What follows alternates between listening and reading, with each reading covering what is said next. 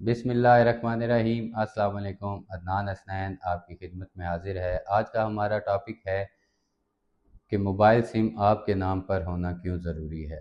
क्या आपकी सिम आपके अपने नाम पर है या फिर अभी भी किसी दोस्त, रिश्तेदार, वालिद या भाई के नाम पर चल रही है। अगर आपकी सिम आपके नाम पर नहीं है या आपकी सिम किसी और के पास है और वो आपके नाम पर नहीं है, तो आज की ये वीडियो आपके लिए एक ख़तरनाक हकीकत खोलने वाली है। क्योंकि अगर आपकी सिम से कोई जुर्म सरजद हो जाए तो पकड़ा कौन जाएगा और कसूरवार किसको तस्वुर किया जाएगा, ये आज आज के इस वीडियो में हम डिस्कस करेंगे। आज अहम बात यह है कि इस मसले को जो कि हर मोबाइल सारिफ के साथ दरपेश है वो ये है कि पाकिस्तान में एक बहुत कॉमन प्रैक्टिस है कि लोग अपनी सिम खुद के नाम पर नहीं रखते बल्कि अपने वालिद के नाम पर, भाई के नाम पर, दोस्त के नाम पर या किसी और के शिनाख्ती कार्ड पर यूज़ करते हैं और फिर सालों साल तक वही सिम यूज़ करते रहते हैं। बज़ाहिर ये एक आपको छोटी सी बात लगती होगी, लेकिन कानून की नज़र में ये एक बहुत बड़ा रिस्क फैक्टर है। कानूनी तौर पर एक बात बिल्कुल क्लियर है कि जिस शख्स के नाम पर सिम रजिस्टर्ड होती है उसी को उस सिम के इस्तेमाल का ज़िम्मेदार भी समझा जाता है।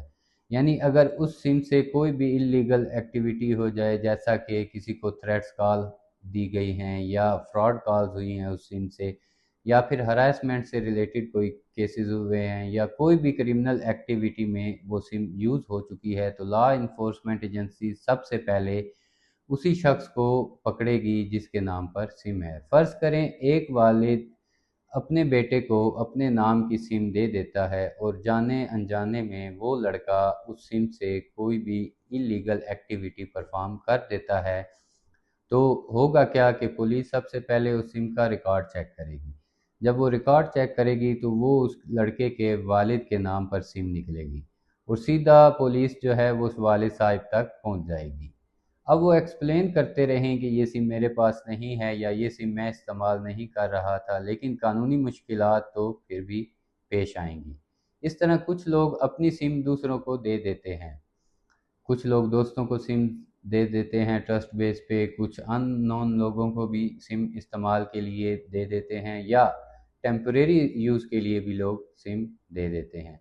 या कुछ लोगों के मोबाइल गुम हो जाते हैं और जब उनके मोबाइल गुम होते हैं तो वो वाली सिम्स जो उसमें बहुत कम यूज़ होती हैं उनको वो बंद नहीं करवाते और वो किसी और के हाथ में लग जाती हैं और वो उनको यूज़ करना शुरू कर देते हैं। तो ये एक इंतहाई ख़तरनाक मामला है, क्योंकि आपको नहीं पता कि वो शख्स इस सिम से क्या करेगा और इसका नतीजा आपको भुगतना भी पड़ सकता है। अब सवाल ये है कि क्या करना चाहिए आप लोगों को। तो सबसे आसान सॉल्यूशन इसका ये है कि अपनी तमाम सिम्स को आज ही अपने नाम पर रजिस्टर्ड करवाएं। अगर आपकी सिम किसी और के पास चल रही है और आपके नाम पर है तो उसको फ़ौरन अपने से वापस ले लें या अपने नाम पर उसको ट्रांसफ़र करवा लें। लेकिन अगर आपके पास किसी और के नाम की सिम है तो आपको चाहिए कि आप वो सिम अपने नाम पर ट्रांसफ़र कर लें या फिर नई सिम खरीद लें और हमेशा इसको रिस्पॉन्सिबल यूजेज करें। याद रखें, सिम सिर्फ एक नंबर नहीं होता बल्कि ये आपकी लीगल आइडेंटिटी भी तस्वुर होती है। इसका मिस यूज़ आपको सीरियस लीगल ट्रबल्स में भी डाल सकता है। अगर आपकी सिम आपके नाम पर नहीं है तो अभी वेरीफाई करें और अपनी सिम को अपने नाम पर ट्रांसफ़र करवाएं।